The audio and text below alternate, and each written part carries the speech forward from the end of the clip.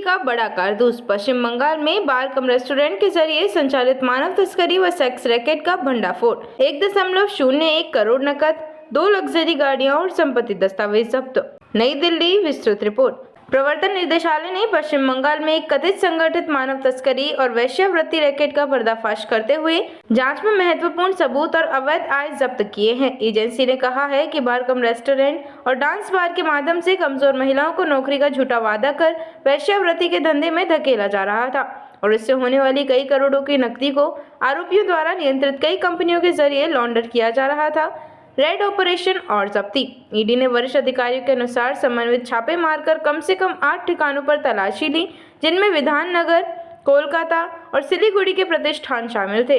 तलाशी के दौरान एजेंसियों ने 1.01 करोड़ से अधिक की नकदी, कई डिजिटल उपकरण, विभिन्न संपत्ति से जुड़े दस्तावेज तथा बैंक खातों की जानकारी जब्त की।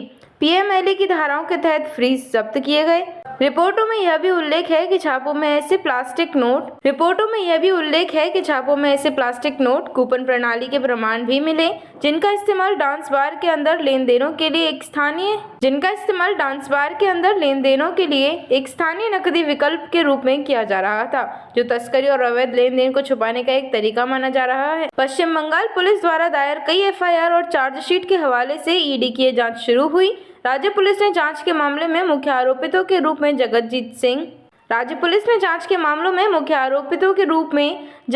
सिंह, अजमल सिद्दीकी, विष्णु मुंद्रा और उनके सहयोगियों के खिलाफ चार्जशीट दायर की थी, जिनके खिलाफ आईपीसी, शस्त्र अधिनियम और अनैतिक व्यापार निवारण अधिनियम जैसी धाराओं में मामले दर्ज हैं। यही मामले पीएमएलए के तहत अनुसूचित अपराध बनते हैं। ईडी की प्रारंभिक खोज। एजेंसी ने पाया कि नेटवर्क के संचालक बार कम रेस्टोरेंट खोलकर वहां लड़कियों को भर्तियां देने का झांसा देते थे।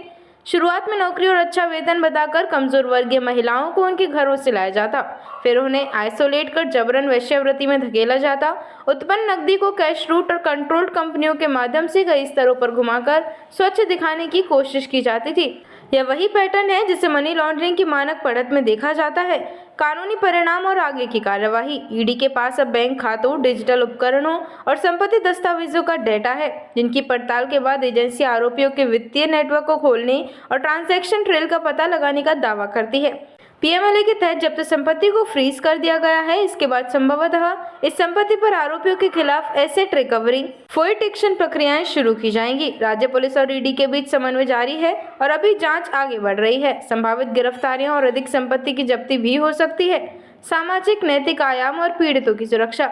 जैसे ही ऐसी घटनाएं सार्वजनिक होती हैं, पीड़ितों की पहचान, मनोवैज्ञानिक और कानूनी सहायता सबसे बड़ा सवाल बनकर उभरता है। मानव तस्करी और अनैतिक व्यापार से जुड़े मामलों में पीड़ित सुरक्षा, पुनर्वास और गवाह सुरक्षा की व्यवस्था जरूरी होती है, ताकि वे बदले में उत्पीड़न के डर से चुप न रहें और अभियोजन मजबूत हो सके।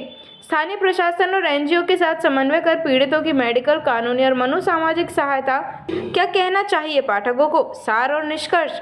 ईडी की यह कार्यवाही केवल नकदी जब्ती तक सीमित नहीं रही। यह एक व्यापक मनी लॉन्ड्रिंग और मानव शोषण नेटवर्क को टारगेट करने वाली छापेमारी रही है, जिसमें बार कम रेस्टोरेंट को मुखौटा बनाकर एक व्यवस्थित रैकेट चलाया जा रहा था। जांच अभी जारी है।